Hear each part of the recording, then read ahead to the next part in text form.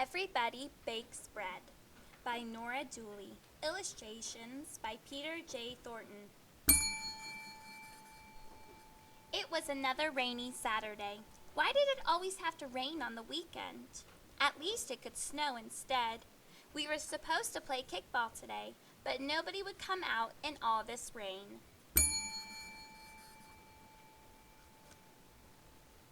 Mom was making my great-grandmother's Italian bread with me and Anthony. He's my little brother, and he's really getting on my nerves. Carrie, that is enough. Mom had that dangerous sound in her voice. But I never get a turn at kneading, I said. I kneaded Anthony's arm to make him move. He squawked, and the bread dough fell on the floor. Quiet, you two, scolded Mom. Anna is sleeping. We made faces at each other while Mom sighed and stared out the window at the rain. She turned around and raised one eyebrow. Carrie, why don't you go ask Mrs. Ambrose and Crystal if they have a three-handled rolling pin we can use?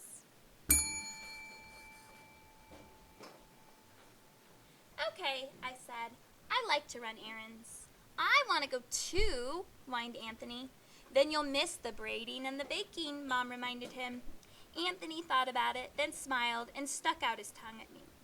Is the rolling pin for baking, Mom? I asked, pulling on my boots and raincoat. Just tell them that we're doing what we're doing and that I need one, she said with a funny little smile. Can I ask around the neighborhood? Just be back for lunch, said Mom.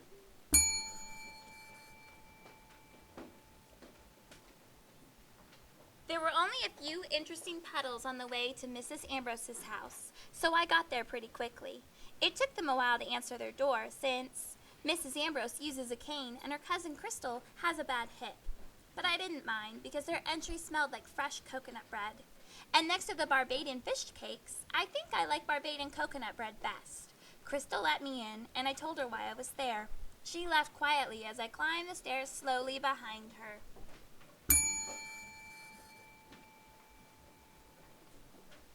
Upstairs, Mrs. Ambrose said, Sit down a moment, girl. Test some of this bread, come fresh out of the oven. I was right. There, on the cooling rack, were 2 big loaves of coconut bread. Mrs. Ambrose cut me an end piece, and a puff of steam came out. The bread was heavy in my hand. It was packed with raisins and sweet with coconut. What should I tell my mom about the rolling pin? I asked between bites. Oh, tell her we loaned it to our niece, said Mrs. Ambrose. But you're welcome to come back any time your mother needs something, added Crystal sweetly. Thanks for the bread, I called as I clomped down the stairs.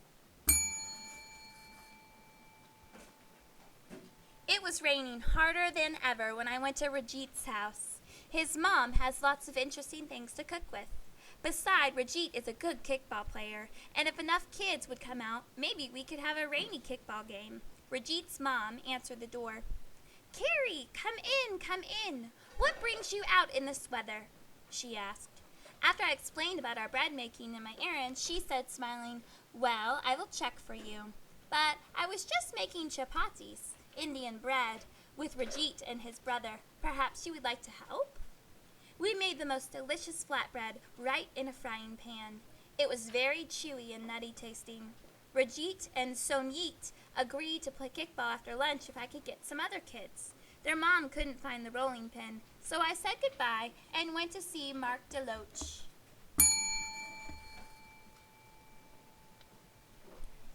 I had to ring and ring before Mark heard the bell. He was listening to some loud music. What do you want? He said when he finally answered the door. I explained the game plan on our way into the kitchen. His older sisters, Anne-Marie and Shirley, were washing dishes. Mark started to pick out a pan of fresh cornbread on the table, so I did too. It tasted really buttery, and it was just plain old cornbread with nothing on it. Mrs. DeLoach comes from South Carolina, and her cornbread is the best.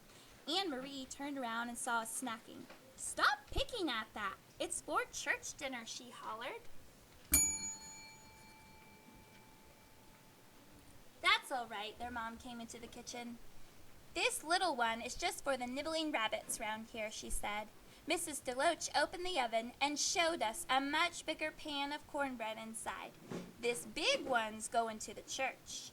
But y'all please eat like folks with manners, she said, handing us plates and a knife. Oh, I forgot to ask, I said. Have you got a three-handled rolling pin my mom could borrow? My old pin hasn't got but two handles, said Mrs. DeLoach, looking at me really funny, her nose wrinkling like she had to sneeze. Y'all can ask her if she needs my three-legged ladle, though. Anne Marie and Shirley laughed. I did too, even though I didn't really get the joke. I'll tell her, I said as I left, and thanks for the cornbread. Nabil and his sister Amelia live with their mom, dad, and grandma above the Middle East Oasis restaurant and bakery, which their dad runs. They have lots of different stuff in the restaurant kitchen, so I thought I'd check there. Grandma Sater answered the apartment door. She's always nice to me and Anthony. Whenever she sees us pass by the restaurant, she gives us free pastries. She is from Lebanon and very shy about speaking English, so Nabil and Amelia usually translate her Arabic for us. I asked for Nabil and Amelia with my best manners. Not here, said Mrs. Sater. Come downstairs. She pointed at a door behind her. Follow me. We went into the restaurant kitchen, where everyone was busy getting ready for Saturday lunch. I looked around but didn't see any rolling pins. Nabil and Amelia were helping their uncle take balloon-shaped things out of an oven.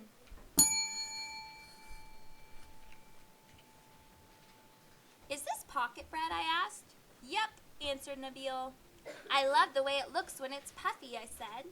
Nabil and I call it cloth bread when it's fresh because it's so soft, said Amelia, as we brought the basket of bread upstairs.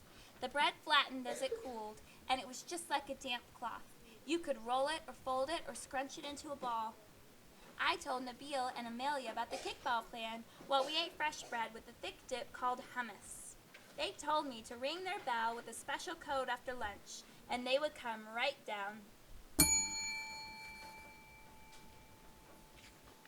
On my way back from the Saters, I was swinging around parking meters and not really paying attention. That's how I forgot about the huge puddle where the storm sewer backs up. Look out, warned a small voice behind me. Too late. A car went zooming by and water splashed right over my head. I was soaked, even in my raincoat. It was Mrs. Max who had called out. She was wet too. Come in with me, Carrie, and dry off a minute. Maybe have some tea, she suggested. I like Mrs. Max. Sometimes I help her with her grocery bags, and she gives me cups of tea and beautiful china she says came from the old country. Mrs. Max lives by herself right in front of that puddle in the old brick apartments. Mrs. Max said she was all dressed up because today was the Jewish Sabbath, and she had gone to temple. While she changed, I got a basin of hot water to soak our feet. We sat with towels on our heads and cups of tea in our laps. I like this bread, I said. This is challah, said Mrs. Max. I make a loaf every Friday. It's braided like my mom's, but yours is very yellow and nice and sweet, I said. Yes, it has lots of eggs in it and some sugar. Would you like more tea? Asked Mrs. Max. And you still haven't told me what you were doing out on a day like today. Well, we were baking bread today. Anthony and I were fighting, so my mom asked for me to run an errand for her. Say, do you have a three-handled rolling pin? A three-handled rolling pin?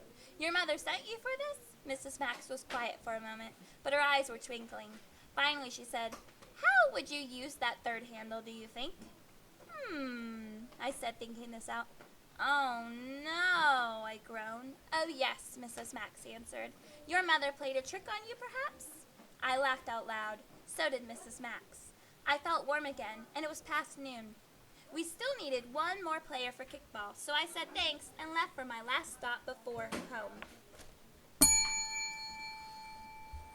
Our new neighbors upstairs are from El Salvador, and their son Bernardo is about my age. He has been watching us kids from the second-floor window, so I thought he might be interested in the kickball game. His little sister Becky looked out through the mail slot.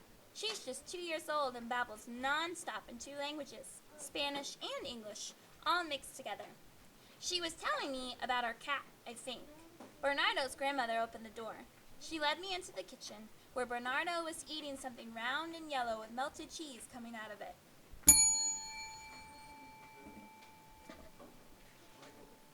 "Hi," I said kind of shyly. "Hi," he answered softly. Maybe he was shy too. "Eat?" asked his grandma as she set down a plate for me.